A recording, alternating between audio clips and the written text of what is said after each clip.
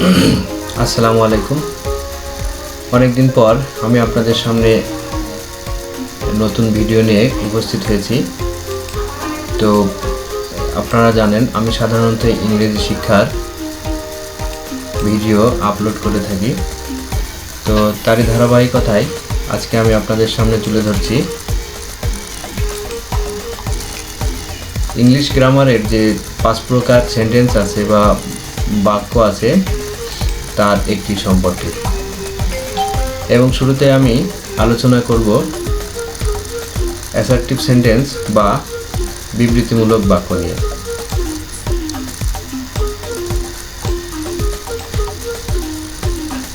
তো চলুন দেখে আসা যাক এর সংজ্ঞাটা কি হতে পারে বা অ্যাসার্টিভ সেন্টেন্স কাকে বলে।